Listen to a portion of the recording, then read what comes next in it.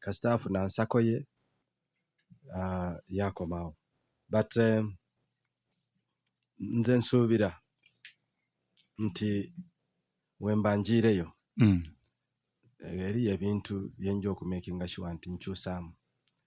Okusookera yala omukulembeze yalowooza oyo member wa parliament yalowooza nti district we batagisalamu kidde akaluubiriza omuntu owundi okwida ogitambulamu okuva e Nayigombwa paka Nondwe. Aye abandi tumulazeeku nti twena tusobola otambula.